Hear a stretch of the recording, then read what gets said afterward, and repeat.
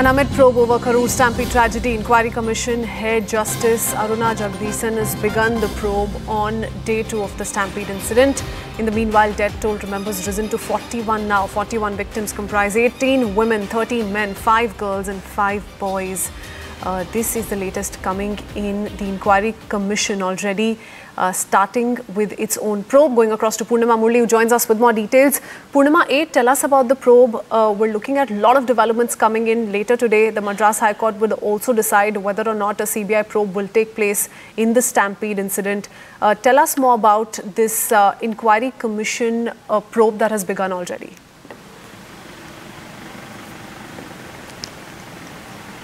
Well, the one-woman commission has already begun probe. It started yesterday. She went to the place where the stampede took place. She went to the hospital, met the families of those who are still undergoing treatment. Earlier today, once again, she went to the stampede spot to see what really went wrong. She inquired with eyewitnesses there. Then she also went to a village where 5 people died.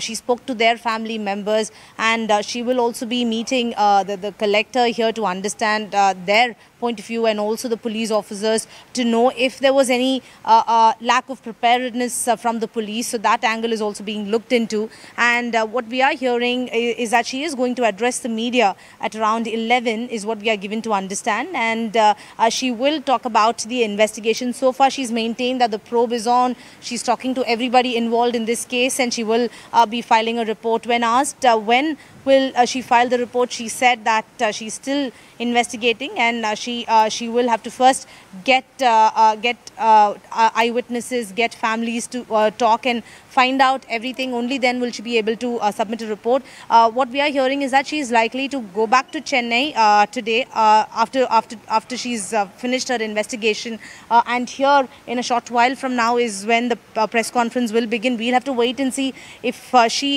she will be giving out more details apart from what is being said, because government sources so far has pointed fingers at the TVK, said there were no exit points, there were no barricades in place, no special arrangements for women, children, and also violating the rules and regulations. However, TVK in a statement has only maintained that they offer their deepest condolences, and that he has no words to express the pain that he and the party is going through. Apart from that, there's been no further communication from TVK. It's only the government sources and police on the record admitting that it's the TVK that's flouted the rules.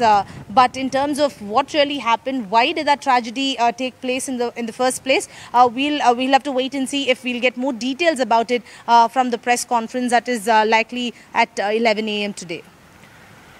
Okay, Purnima, keep talking to us and tell us a little bit about where does the issue stand at the moment in terms of accountability, because while the DMK is solely pinning the blame on to the TVK has come out to refute claims of a power cut during the rally, which allegedly panicked people, leading to a stampede-like situation. Bharatiya Janata Party, AIDMK also on board, seeking a CBI probe. So mixed reactions coming in, but everyone essentially pinning the blame onto the other.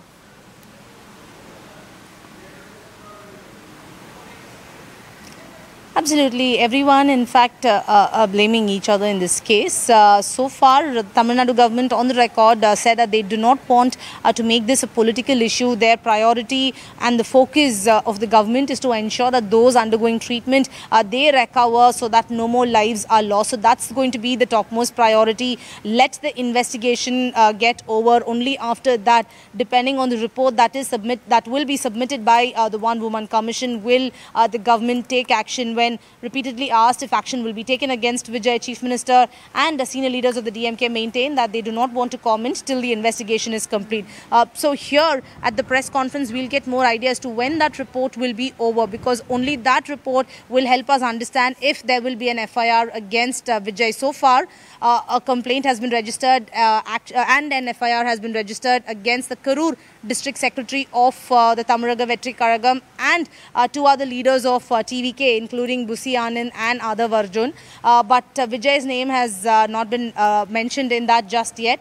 Police yesterday, when we repeatedly asked if Vijay will also be named, he said that police will not be able to comment on that. Only the investigation will help us understand if Vijay will be added to that list. So all eyes on what Aruna has to say, because she has been investigating for the last 2 days, meeting with the families, meeting with the local administration here, going to the stampede spot, talking to eyewitnesses there. So there will be more clarity once she addresses the media, and where this investigation heads, whether we will be able to get more answers than questions as far as the Karur tragedy is concerned. Okay, many thanks Purnima for joining us with all those details.